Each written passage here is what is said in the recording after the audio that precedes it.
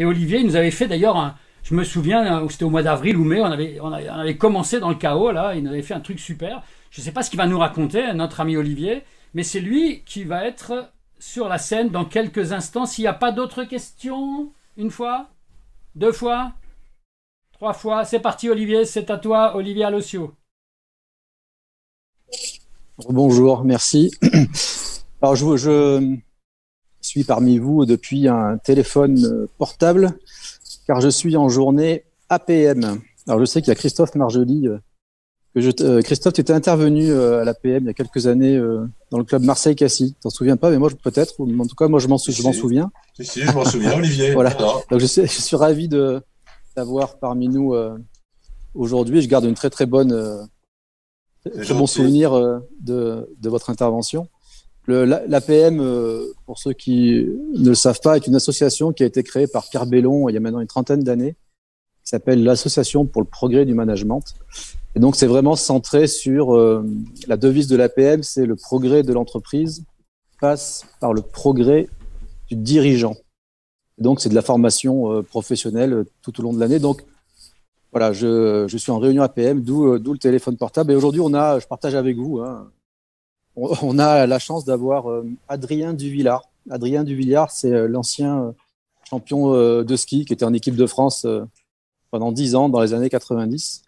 Et on a une journée aujourd'hui sur l'échec. Voilà. Comment rebondir après un échec. Donc sujet très très très intéressant. Donc dans cette keynote, alors déjà je vous mets à l'aise. N'hésitez pas à m'interrompre si vous avez des questions pendant cette intervention. Donc je me présente très rapidement. Donc, moi je suis Olivier Alossio. Je travaille dans le web depuis une vingtaine d'années. Pendant 15 ans, j'ai racheté et créé des boîtes, notamment dans le milieu du e-commerce. Et depuis 6 ans maintenant, donc après avoir cédé l'ensemble de mes activités, j'ai monté une agence digitale. Donc ça fait 6 ans maintenant, en 2014. Et donc chez WSI, qui est en fait un réseau international d'agences digitales. Nous, on travaille principalement avec des entrepreneurs, des TPE et des PME pour les aider à développer leur visibilité grâce à Internet, les réseaux sociaux et les dernières techniques d'emailing. Donc moi, je travaille principalement dans la région d'Aix-Marseille, mais ça, c'était jusqu'au mois de mars de l'année dernière. Et puis, au mois de mars de l'année dernière, il y a eu le confinement. Et donc, tiens, je me suis dit, on se retrouve tous derrière nos écrans. Donc, j'ai décidé, entre guillemets, d'ouvrir les vannes.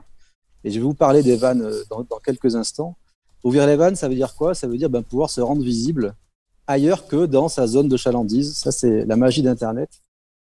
Parce que je m'étais dit, moi, entre Aix et Marseille, j'ai suffisamment de clients, suffisamment de boulot. Et donc, au-dessus d'Avignon, j'y vais pas. Ça, c'était avant. Et en ouvrant les vannes, du coup, ça m'a permis d'aller, depuis un an, signer des clients que j'aurais jamais imaginé pouvoir signer à Paris, à Strasbourg, bref, dans la France entière. Ce qui me fait dire, mais ça, j'en suis intimement convaincu, que dans chaque crise, il y a forcément des opportunités. Et donc, je trouve, à ce titre, qu'on vit une période qui est assez incroyable. Alors, c'est sûr que c'est pas simple pour tout le monde. Il y a des secteurs d'activité qui sont complètement arrêtés. Mais en ça, je trouve qu'on vit une période qui est juste sensationnelle parce qu'elle nous permettent individuellement, personnellement, mais également pour nos organisations, de pouvoir aller chercher des opportunités là où on n'imaginait pas qu'elles pouvaient être. Et ça, moi, je trouve ça génial parce que on se met en danger, on essaye d'inventer autre chose. Moi, j'ai plein de clients aussi qui du coup profitent, qui ont un peu moins d'activité, mais qui profitent de ce temps pour se former, pour peut-être repenser leur façon de faire. Et donc en ça, c'est très intéressant. Je suis tombé sur un chiffre la semaine dernière dans le Figaro qui disait qu'en 2020, ça a été une année record en termes de création d'entreprises. Alors, qu'est-ce qu'il y a, faut jamais prendre des chiffres comme ça pour argent comptant, mais il y a toujours quand même des choses qui se cachent derrière les chiffres. Et donc ça m'a interpellé. Alors, on va arriver, je m'égare pas, hein, on va arriver sur le sujet qui nous concerne. Et moi, j'avais envie, effectivement, dans cette keynote, de vous partager une recette anti-chaos, une recette anti-crise, qui, pour moi, indépendamment des outils, nous permet dans nos activités de pouvoir continuer à exister et de développer vraiment des activités pérennes, notamment quand on exerce ce beau métier de consultant. Donc c'est ce que je vous propose de partager avec vous dans cette keynote, ma recette. Puis après, je serai curieux et je serais ravi surtout qu'on puisse échanger autour de ça. Mais avant de démarrer, j'ai quand même envie de reposer un peu le cadre. Quand on est un consultant et qu'on doit développer son activité, j'avais envie de reposer un peu le cadre en termes de communication. Parce que ça, c'est... quand on parle de LinkedIn, effectivement, ça a été dit, c'est un canal, c'est un outil. Très bien. Des outils, il y en a plein. Moi, ce que je vous propose, c'est qu'on prenne juste un peu de hauteur et qu'on regarde comment on peut utiliser cet outil-là et d'autres dans une logique de je souhaite développer mon activité. Et pourquoi je vous parle de ça? Parce que en communication, il y a 3 étapes qui sont, à mon sens, indispensables quand on veut construire un business pérenne dans la durée. Et souvent, ce que je remarque chez les consultants, les petites entreprises, c'est que sur ces 3 étapes-là, on en travaille une, beaucoup, et 2, pas du tout ou un tout petit peu. Et à mon sens, moi qui suis dans le monde des affaires depuis une vingtaine d'années, quand on souhaite développer une activité, encore une fois, pérenne dans la durée, ça repose en termes de communication sur 3 piliers que je partage avec vous. Le premier, c'est ce que j'appelle la notoriété, faire connaître votre marque. Vous prenez une marque comme Coca-Cola, qui est peut-être la marque la plus connue au monde. Une marque comme Coca-Cola ne s'arrête jamais de communiquer. Donc, faire de la notoriété de marque, c'est faire parler de vous, de votre activité, de votre personne. Et on verra d'ailleurs que LinkedIn, c'est un super moyen pour le faire. Et faire de la notoriété, c'est faire parler de la marque, s'afficher, coucou, j'existe, d'accord, sans pour autant devoir derrière mettre un rendez-vous, etc., etc. Voilà. Donc, c'est comment je fais pour occuper le terrain et commencer à me faire connaître, parce que ce qu'il faut bien comprendre, c'est quand on a, ça aussi c'est un autre chiffre que je partage avec vous, quand un prospect découvre une marque pour la première fois, il va falloir à ce prospect, en moyenne, et c'est une moyenne, mais vous allez comprendre la tendance, 8 à 12 contacts avec la marque avant d'être prêt à acheter votre produit ou votre service. Et donc faire de la notoriété, et ce qui est génial, c'est que en 2021, ça n'a jamais été aussi facile pour un consultant que de faire de la notoriété. Il y a des outils incroyables qui existent, on pourra en parler après, mais je retrouve, il y a encore trop peu, à mon sens, d'entreprises, de petites entreprises, de consultants qui font de la notoriété de marque. Parce que on a ce réflexe toujours d'aller chercher du client, de faire, qui est pour moi le deuxième pilier en termes de communication, ce qu'on appelle de l'acquisition. Donc on est tous focus centrés sur, ok, je dois chercher du client, et c'est normal, il faut bien bouffer. Mais quand on fait ça, à mon sens, on grille les étapes. En tout cas, on brûle une étape essentielle qui est d'abord d'asseoir sa marque et de commencer à faire parler d'elle. Voilà. Pour ensuite, effectivement, activer des techniques dites d'acquisition. Arnaud en a parlé, on peut en reparler si vous voulez. Mais ça, c'est, à mon sens, essentiel parce que c'est beaucoup plus facile pour un prospect d'acheter votre produit ou votre service s'il a déjà entendu parler de vous. C'est beaucoup plus difficile d'aller convaincre quelqu'un d'acheter votre produit ou votre service s'il vous découvre pour la première fois. Voilà. Et je parle en connaissance de cause. Donc ça, c'est le deuxième levier. 1, notoriété, 2, acquisition. Donc le raccourci, c'est qu'on est toujours sur de l'acquisition, beaucoup à mon sens, et encore plus sur LinkedIn. On a tous été démarchés, souvent de manière maladroite. Ça marche pas comme ça, la com. Voilà. Et le troisième pilier, là aussi, je trouve, qui est négligé dans les entreprises, ce qu'on appelle la fidélisation. Voilà. Vous vous rendez compte l'effort que vous avez mis à aller chercher votre premier client? Cher d'aller chercher un client. D'ailleurs, est-ce que vous êtes tous capables est-ce que vous connaissez le coût d'acquisition de votre client? Ça aussi, hein, le coût d'acquisition de client. Combien êtes-vous prêt à payer pour acquérir un client? Ça, c'est des questions fondamentales à se poser. Bon. La fidélisation, c'est j'ai un client, comment je fais pour, dans la durée, le valoriser, ce client? Soit en lui revendant des services complémentaires, soit en m'appuyant sur lui pour aller chercher de nouveaux clients. Et là, il y a des vraies stratégies. Vous savez, les marketeurs disent le chiffre d'affaires est dans la liste. Quelle liste? La liste email. Combien avez-vous d'emails qualifiés dans votre logiciel d'emailing, si vous avez un emailing? franchement, des stratégies gagnantes, c'est de construire effectivement une base client solide, de clients satisfaits, et à partir desquels vous allez pouvoir ensuite grandir. Je crois qu'il y a quelqu'un qui a partagé avec nous tout à l'heure, qui dit que je ne fais pas de prospection. Ben voilà, là, on est typiquement dans des actions de fidélisation et on rebondit. Notoriété, acquisition, fidélisation. C'est à mon sens fondamental pour construire dans la durée un business pérenne à toute épreuve et qui me fait dire que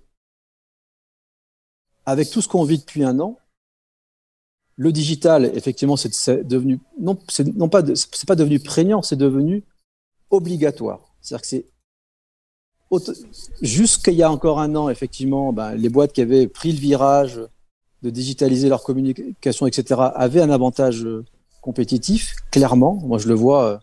Mais depuis le confinement, c'est soit vous allez être capable de digitaliser votre activité, soit vous allez mourir.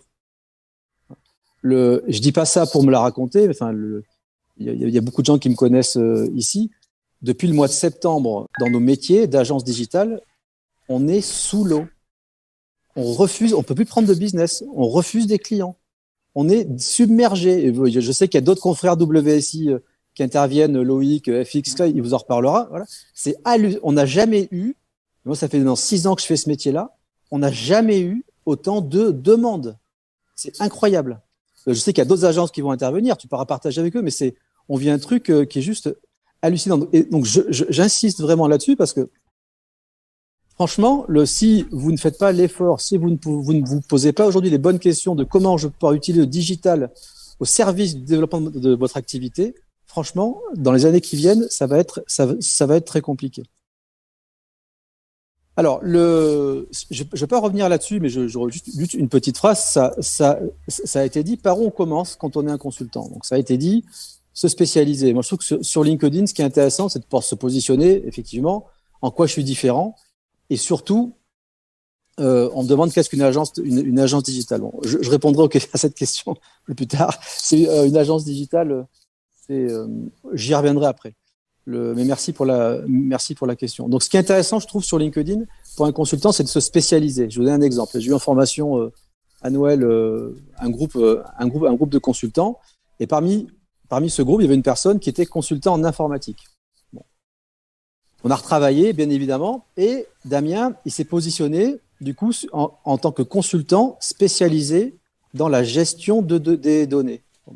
Rien que ce changement-là, bim, ça lui a ouvert des portes qui étaient insoupçonnées pour lui avant.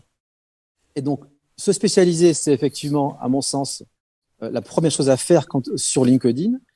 Et ensuite, il faut bien évidemment, pour reprendre la phrase d'Arnaud, diversifier vos canaux d'acquisition. Pourquoi diversifier vos canaux d'acquisition? Parce que quand vous êtes sur LinkedIn, vous n'êtes pas chez vous. Vous êtes chez LinkedIn. D'ailleurs, je ne sais pas si Loïc, tu as prévu d'en parler dans tes keynotes ou dans tes débats, mais quand vous voyez que Twitter est capable de fermer le compte d'un ancien président des États-Unis, je trouve que ça illustre. Moi, je trouve ça génial l'époque qu'on vit. Franchement, je kiffe, je me régale. Mais il faut bien comprendre, c'est que vous n'êtes pas chez vous. Et des comptes suspendus, on en a vu. Des comptes piratés, on en a vu. Des comptes fermés définitivement, on en a vu. Il faut bien comprendre, c'est que l'on parle beaucoup de LinkedIn, mais quand on est sur LinkedIn, on n'est pas chez vous. Donc cette notion de diversifier les canaux. Pardon? Non, c'est un micro qui s'est ouvert. Allô, j'ai mon nom, mon prénom. Oui, mais voilà, ferme ton micro, ce sera mieux. Celle qui a son nom et son prénom. Voilà, c'est bon. Allô, bonjour. Alors, bonjour. Attends, alors c'est qui là? Allô. Alors, c'est qui là? Allô. C'est encore les vieux? Ah non, c'est pas les vieux. Allô. Olivier, excuse-moi, je t'ai enlevé ton son bêtement. J'essaie de voir qui c'est là. J'arrive pas à trouver qui c'est là. C'est quand même dingue ça. Ah oui, c'est bon. C'est même moi qui suis en sourdine maintenant. Faut pas mettre tout le monde en sourdine, hein, Ariane. Bon, vas-y, continue, Olivier. Oui, donc cette notion de diversifier ses canaux d'acquisition, effectivement, elle est prégnante, elle est fondamentale. Et donc, à toutes les étapes de votre communication, notoriété, acquisition, fidélisation, on va pouvoir utiliser effectivement différents canaux. Et quand on est consultant, vous avez une question à vous poser. si on fait de l'acquisition, c'est où sont vos prospects? Où vont vos prospects pour se renseigner quand ils cherchent un produit ou un service tel que celui que vous proposez? C'est ça la bonne question. Alors, bien évidemment, ils sont sur LinkedIn parce que LinkedIn aujourd'hui, avec 21 millions de professionnels, c'est devenu une base incroyable. Mais ils ne sont pas que sur LinkedIn. Donc la diversification des canaux d'acquisition, à mon sens, elle est essentielle si on veut construire une activité pérenne. Et on doit mettre au cœur de tout ça, au cœur de l'ensemble de vos canaux et de LinkedIn en particulier, l'essence, le moteur, tout ce qui est au cœur de votre stratégie, à mon sens, repose en un mot, c'est la confiance. Allez, je vois Loïc qui lève les bras. Voilà. Comment vous allez pouvoir utiliser le digital pour créer encore plus de liens avec votre marché? D'accord ? C'est en véhiculant de la confiance. Et je propose qu'on s'arrête un tout petit peu là-dessus, parce que pour moi, c'est ce qui est fondamental. Et ce qui est intéressant, c'est, par exemple, là, si je vous posais la question dans la salle, si je vous demandais tout de suite de lever la main en répondant à la question suivante, êtes-vous une personne de confiance? Levez la main, ceux qui pensent être une personne de confiance. Voilà. On va tous lever la main. Non, Delphine n'a pas levé la main, tu vois. Delphine n'a pas levé la main. Tu vois, Delphine... si, maintenant elle la lève. Et Juliana, j'ai pas bien vu, mais si, voilà. Bon, Michel, oui, nous, les pros, oui. Vas-y, continue, Olivier. Bah oui, quand même, non? Ah ouais, bah oui. Mais tu éteins ton micro, toi, par contre, quand tu parles pas, hein. Parce que tu étais parti tout à l'heure pour parler à je ne sais pas qui. Arrête, allez, je désactive. Vas-y, continue, Olivier. Et pour moi, c'est le cœur de toute votre stratégie. C'est-à-dire que, et sur LinkedIn en particulier, donc comment on fait pour véhiculer de la confiance autour de sa personne, autour de sa marque? Pour moi, c'est le nerf de la guerre. Et je propose qu'on s'arrête là-dessus un tout petit peu. Pour moi, la confiance, elle repose sur 3 éléments. Et vous allez voir tout de suite le lien avec les réseaux sociaux. Elle repose sur 3 piliers. Le premier, c'est la logique, le bon sens.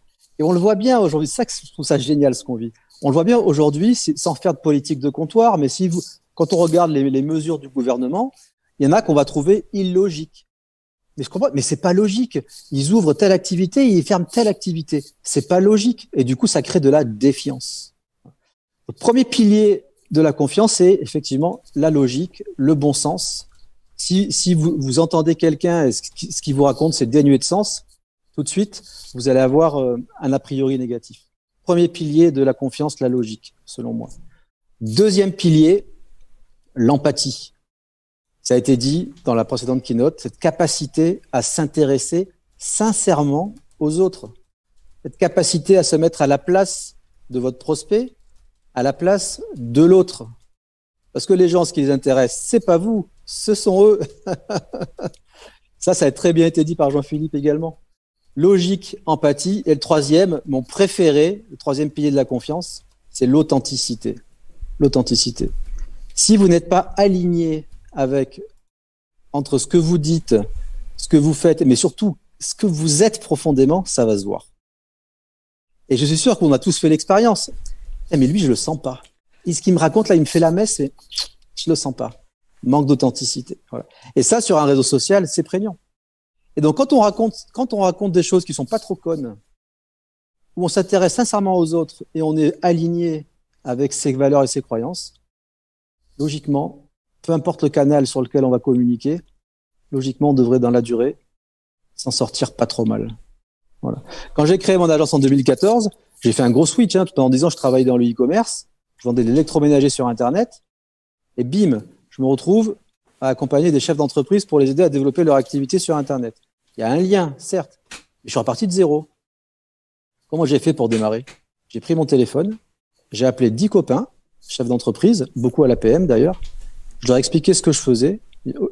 J'ai signé 4 clients. Mais pourquoi ils ont signé? Ils ont signé avec Olivier Alossio parce qu'ils avaient confiance en moi. Ils me connaissaient depuis 15 ans. Ils connaissaient ma valeur. Je dis pas ça pour me cirer les pompes, mais c'est pour illustrer un petit peu quand même. Je rigole, Loïc. Mais c'est pour illustrer mon propos. Et donc, quand vous développez des stratégies de confiance dans la durée, franchement, vous avez, à mon sens, la recette anti-chaos, Loïc. Voilà. Et là, vous allez pouvoir construire des business pérennes dans la durée. Et je finirai là-dessus parce que, hop, voilà, il en arrive à Evin. Donc, tu vois, je suis je respecte mon timing. Pour en revenir à un profil LinkedIn, je l'ai dit en aparté quand on m'a posé la question tout à l'heure, mais ce qui est à mon sens super important, c'est vraiment de communiquer sur vous, sur qui vous êtes vraiment. Voilà. Et donc quand on parle en stratégie, si vous ne savez pas quoi raconter sur LinkedIn, racontez ce qui vous passe par la tête. Soyez vous-même en fait. Vous prenez pas la tête, c'est facile sur LinkedIn.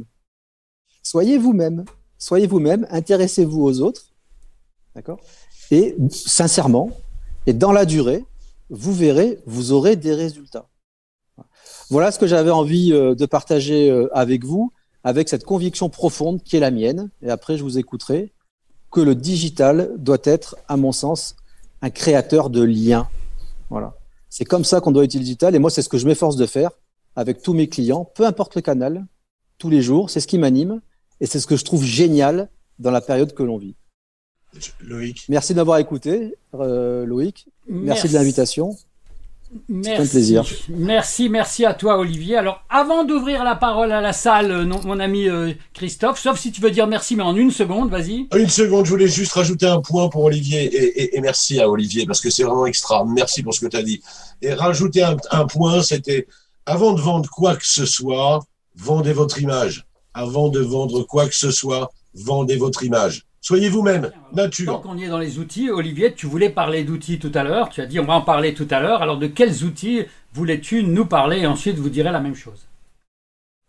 Alors si je reprends les trois canaux, notoriété, acquisition et fidélisation, qui sont à mon sens indispensables si on veut construire une activité pérenne dans la durée, je vais m'arrêter sur le volet notoriété. Comment on fait de la notoriété de marque, comment on fait parler de soi. Donc il y a effectivement LinkedIn, on va dire, en mode manuel, mais vous avez aujourd'hui sur Google, et notamment les dernières audiences disponibles depuis maintenant 6 mois sur la plateforme Google Ads, qui permettent de faire ce qu'on appelle du display, ce qu'on appelle de l'affichage numérique.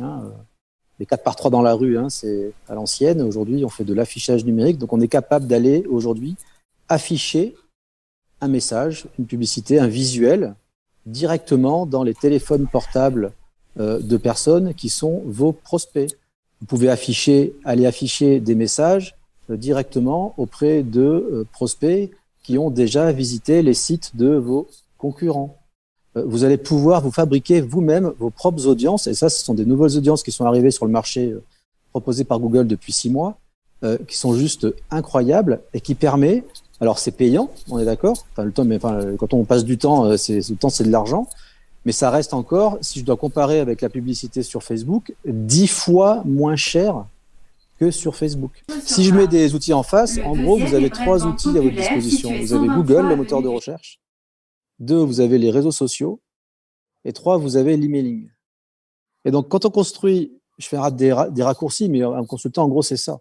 Et donc, quand on construit une stratégie de communication et de vente, on regarde sur les 3 piliers, notoriété, acquisition, fidélisation, quels sont les outils que je vais mettre en face sur le moteur de recherche, sur les réseaux sociaux et sur les actions d'emailing. Voilà.